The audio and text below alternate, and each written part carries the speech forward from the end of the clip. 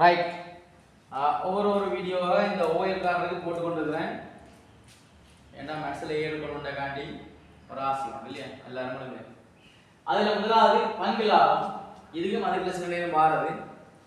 பங்கு லாப வருமானம் எதன் மூலம் கிடைக்கும் சொன்னால் பங்கு சந்தை மூலம் இல்லையா, ஷேர் மார்க்கெட் இல்லையா. அது எங்க இருக்குன்னா கொழும்பு பங்கு பரிவர்த்தனை நிறுவனம் சொல்லி கொண்டு இருக்கு இல்லையா. ரைட். இந்த பங்கு சந்தையில ஒவ்வொரு கணக்கு கம்பெனிகள் இருக்கும். அதில் நாங்கள் என்ன செய்யலாம், விரும்பின கம்பெனியில என்ன செய்யலாம், கொண்டே முதலீடு செய்யலாம். முதலீடு செய்யலாம்னு சொன்னா என்னோட காசு கூட இருந்தால் என்ன செய்யலாம், அதில் கொண்டே முதலீடு செய்யலாம். அவ்வளோதான் விஷயம். காசு என்ன செய்யறதுன்னு தெரியாம இருப்பாங்களானே, அவங்க கொண்டு போய் விருப்பப்பட்ட என்ன செய்யலாம், அந்த கம்பெனியில கொண்டு முதலீடு செய்யலாம். அதுக்கும் சும்மா முதலீடு செய்யலாது, லாபகரமான கம்பெனியா பார்த்து முதலீடு செய்யணும் இல்லையா. அப்ப அதன் மூலம் தான் எங்களுக்கு அதிகமான லாபத்தை பெற்றுக்கொள்ளலாம். அப்ப நான் அந்த கம்பெனியில சேர்வதன் மூலம் என்ன, நான் எவ்வளவு முதலீடு செய்யறனோ அது சொல்றது, எவ்வளவு முதலீடு செய்யறனோ அதன் மூலம் பங்கு கிடைக்கும்ல. பங்குன்னா என்ன, நான் எத்தனை பங்கு வாங்க தயாரா இருக்கிறனோ அத்தனை பங்குடைய லாபம் கிடைக்கும். ஓகேயா.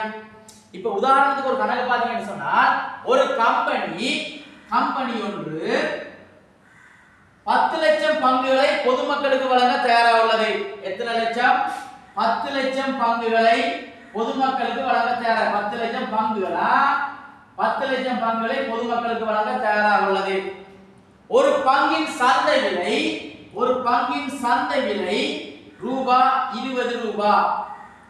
அப்ப அந்த கம்பெனி ஒரு பங்கு என்ன விலைக்கு வழங்க போதா, சந்தை விலையான மார்க்கெட் பிரைஸ் என்ன.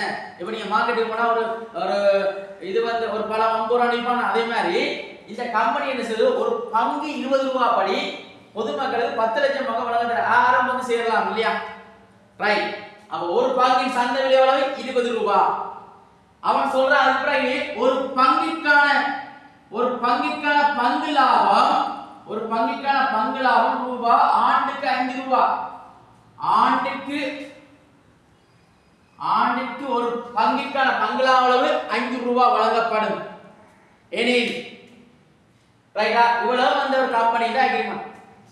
இதன் மூலம் ஒரு ஆள் சேரப்பட ரவி என்ற ஒரு பெரியவன், ரவி எனும் ஒரு நபர் இக்கம்பெனியில் 10,000 பங்குகளை கொள்வனவு செய்தார். 10,000 பங்குகளை கொள்வனவு செய்தார். ஓகேயா. ரவி எனும் நபர் இக்கம்பெனியில் 10,000 பங்குகளை கொள்வனவு வாங்குறது இல்லையா, கொள்வனவு செய்தார். அப்ப 10,000 பங்குடைய காசு என்ன செய்யப்படாது, அந்த கம்பெனியோட முதலீடு செய்யப்படாது. என்ன விஷயத்தை வழங்கி எடுக்கணும். ரைட். ஒரு வருட முடிவில் ஒரு பங்கின் சந்தை விலை ரூபாய் 35 ரூபாவாக உயர்வடைந்த போது, ஒரு பங்கின் சந்தை விலை ரூபாய் 35 ரூபாவாக உயர்வடைந்த போது ரவி அனைத்து பங்குகளையும் விற்பனை செய்தார். அப்ப ரவி என்ன செய்தார், ஒரு வருட முடிவில் ஒரு பங்கின் சந்தை விலை 35 ரூபாவாக உயர்வடைந்த போது அனைத்து பங்குகளையும் விற்பனை செய்தார். அனைத்து பங்குகளையும்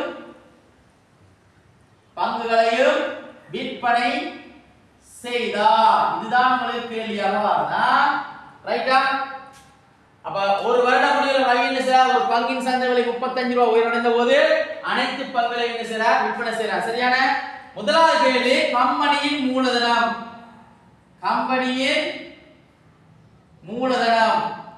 அவன் தன் கம்பெனிக்கு எவ்வளவு முதலாக போடப்படாங்க, கம்பெனி மூலதனம் ஈடுபடுத்துற இல்லையா. எத்தனை பங்கு பொதுமக்களுக்கு வழங்க தயாராகிறார், 10 லட்சம்.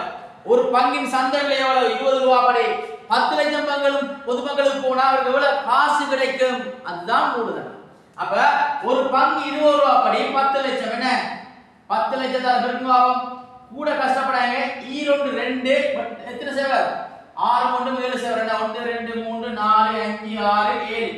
அவ்வளவுதான் விஷயம். இவ்வளவு காசு அவருக்கு என்ன கம்பெனி கிடைக்கும். அதான் கம்பெனி மூலதனம். இரண்டாவது, ரவி முதலீடு செய்த தொகை. ரவி எவ்வளவு முதலீடு செய்திருப்பார் அந்த கம்பெனில. என்ன முதலீடு என்ன, இந்த நபர் எத்தனை பங்கு வாங்குறார், 10,000 பங்கு. என்ன வாங்குறேன்னா என்ன விலைக்கு வாங்குறோம், ஒரு பங்கு 20 ரூபாய் இல்ல. அப்ப 20 ரூபாய் படி ரவி எவ்வளவு காசு கொஞ்சம் போடணும், 10,000 பங்குக்கு 2 எத்தனை சேவர், 5 சேவர். என்ன அப்ப ரவி எவ்வளவு லட்சம் ரூபாய் கொண்டு அந்த கம்பெனில முதலீடு செய்யறார். ஓகேயா? ரவிதான வெளியால இருக்கிற நபர் என்ன பொதுமக்கள்ல ஒரு ஆள். அவர் 10,000 பங்கு அதுல வாங்குறேன்னு சொன்னா ஒரு பங்கு 20 ரூபாய் அப்படி என்னது 2 லட்சம் ரூபாய் காசு அந்த கம்பெனில கொண்டு முதலீடு செய்யறார். ஓகேயா? அடுத்தது மூன்றாம் கேள்வி, ரவிக்கு கிடைக்கும் ஆண்டு பங்கு லாப வருமானம். ரவிக்கு ஆண்டு பங்கு லாப வருமானம் எவ்வளவு கிடைக்கும் ஒரு வருஷத்துக்கு சொன்னா? ரவி எத்தனை பங்கு வாங்குறார்? 10,000 பங்கு தானே. ஒரு பங்குக்கு எவ்வளவு பங்கு லாபம் வருமா? 5 ரூபாய். அப்ப ஒரு பங்குக்கு 5 ரூபாய் படி 10,000 பங்கு என்னது 10,000 பெருக்கணும். அப்ப எவ்வளவு வரும்? ரூபாய் 50,000. அப்ப ரவிக்கு ஒரு வருஷத்துக்கு எவ்வளவு பங்கு லாபம் கிடைக்கும்? 50,000 கிடைக்கும் இல்லையா? ஓகேயா? ரைட். நாலாம் கேள்வி, ரவி அனைத்து பங்குகளையும் விற்பதன் மூலம் பெற்ற தொகை. ரவி அனைத்து பங்குகளையும் விற்பதன் மூலம் பெற்ற தொகை என்றால் ரவி என்ன விலைக்கு விற்க போறார்? 35 ரூபாய் உள்ள போது அனைத்து பங்குகளையும் விற்பனை செய்யறாருல்ல. அப்ப ஒரு பங்கு 35 ரூபாய் படி எத்தனை பங்கு வாங்கினார்? 10,000 பங்கு. என்ன அப்ப எவ்வளவு வரும்? ரூபாய் 3,50,000. அப்ப அனைத்து பங்குகளையும் விற்பதன் மூலம் பெற்ற தொகை எவ்வளவு? 3,50,000. ஓகேயா? பங்குகள் நான் கம்பெனில சேர்ந்தாப்புல கிடைக்கிற வருமானம் பங்கு லாப வருமானம். பங்குகளை வாங்கி விற்பதன் மூலம் கிடைக்கிற வருமானம் என்னது? மூலதன லாபம். அப்ப அடுத்த கேள்வி கேட்கலாம். 5ஆம் கேள்வி, மூலதன லாபம். மூலதன லாபம் ரவிக்கு கிடைக்கும் மூலதன லாபம் என்னன்னு காணுவோம்? பங்குகளை விற்பதன் மூலம் பெற்ற தொகையிலிருந்து எவ்வளவு முதலீடு செய்தவர்? என்ன அப்ப 3,50,000 இருந்து எவ்வளவு முதலீடு செய்தவர் ரவி? 2 லட்சம். கழிச்சீங்கன்னா எவ்வளவு வரும்? அப்ப இவருக்கு 1,50,000 என்னது மூலதன லாபமா கிடைக்கும். ஓகே, 1,50,000 மூலதன லாபமா கிடைக்கும். அதாவது பங்குகளை விற்பதன் மூலம் பெற்ற தொகையிலிருந்து அவர் அந்த கம்பெனில எவ்வளவு முதலீடு செய்தவர்? 2 லட்சம் இல்ல. அப்ப அதுல 2 லட்சம் ரூபாய் முதலீடு செய்தால அவலத்தையும் விட்ரோ பண்ணி வாரதால எவ்வளவு கிடைக்குது லாபம்? 1,50,000. அது என்ன சொல்றது? மூலதன லாபம். அடுத்த கேள்விகளா மூலதன லாப சதவீதம். மூலதன லாப சதவீதம் அது என்ன எழுதலாம்னா முதலீடு செய்த அதாவது எதை விளைச்சனோ அதன் மூலம் கிடைக்கிற லாபம் இல்லையா? நான் எவ்வளவு முதலீடு செய்ததால எனக்கு லாபம் வந்திருக்கு? 2 லட்சம் ரூபாயை நான் முதலீடு செய்ததால எனக்கு எவ்வளவு லாபம்? 1,50,000. அவ 2 லட்சம் ரூபாய் முதலீடு செய்ததால எனக்கு 1 லட்சம் ரூபாய் 1,50,000 மூலதன லாபம். ஓகேயா? சதவீதம் என்ன சொல்ல 100ஆல பெருக்கணும். பாருங்க 4 7 3 4 7 என்ன 20 5 100 15 5 எவ்வளவு? 75 வீதம். ஓகேயா? 75 வீதம். சரிதானே? ரைட். இவ்வளவுதான் இந்த பங்கு லாபம் காண்றது, ஆண்டு பங்கு லாபம் காண்றது, மூலதன லாபம் காண்றது, மூலதன லாப சதவீதம் காண்ற கணக்கு வரும். ஓகேயா? இதன் மூலம் ஒரு பங்கு எண்ணிக்கை தெரியாது. ஓகேயா? எப்படி அழகான சந்தை விலை, ஒரு பங்கின் சந்தை விலையும் ஒரு பங்கின் விற்பனை விலையும் வச்சுக்கொண்டு எப்படி மூலதன லாப சதவீதம் காண்றது என்பது அடுத்த வீடியோல வருமா? Okay, thank you so much.